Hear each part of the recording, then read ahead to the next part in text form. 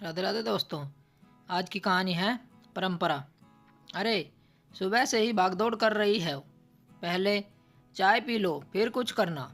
ये कहते हुए बिमला जी ने अपनी बेटी सोनी को अपने पास बैठा लिया। चाय का कप अपने हाथ में लेते हुए सोनी ने कहा, अम्मा, गांव की लगभग सभी औरतें आ गई हैं। क्या मैं मुंह दिखाई रस्म के लिए भाभी को ले आऊं? अभी एक दो लोग बाकी हैं, उनके आते ही मुंह दिखाई के लिए बहू को ले आना।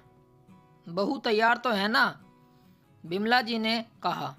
हाँ अम्मा, लेकिन बाहर गांव की औरतों में तरह तरह की बातें चल रही हैं नई बहू के बारे में। ये तो होना ही था। विदेश में पढ़ी बड़ी भारतीय लड़की जब इस गांव की बहू बनकर आई है तो 100 तरह की बातें बनेगी ही। लेकिन मुझे लोगों की बातें सुनकर अपना मन खराब नहीं करना। कुछ हफ्तों में बेटा और बहू वापस परदेश चले जाएंगे। ऐसे में जितना भी समय हमारे पास है वो हंसी खुशी बीत जाए, ऐसा प्रयत्न करना चाहिए। अम्मा, नई बहू से तुम खुश तो हो ना?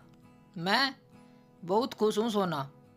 नई बहू पराए देश में रहते हुए भी भारतीय सभ्यता संस्कृति से जुड़ी हुई है। यह बहुत बड़ी बात है।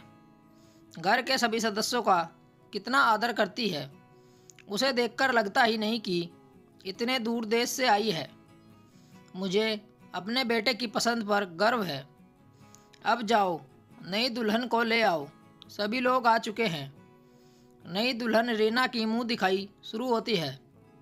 गांव की सभी औरतें कुछ न कुछ शगुन के रूप में बहू को देती है और बहू रीना धन्यवाद स्वरूप सभी बड़ों के पैर छूती है।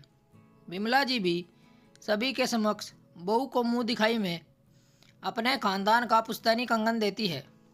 ये मेरी सास ने मुझे दिए थे, आज मैं तुम्हें दे रही हूँ।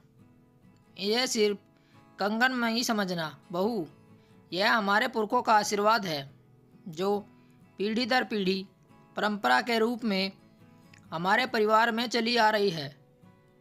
बिमला जी ने रीना बहू से कहा।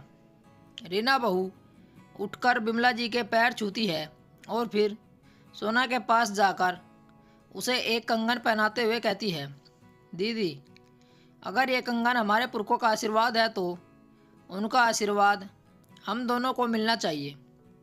इसलिए यह कंगन एक कंगन हमेशा आपके पास रहेगा और दूसरा मेरे पास। यह सुनते ही सोना ने भाभी को गले लगा लिया।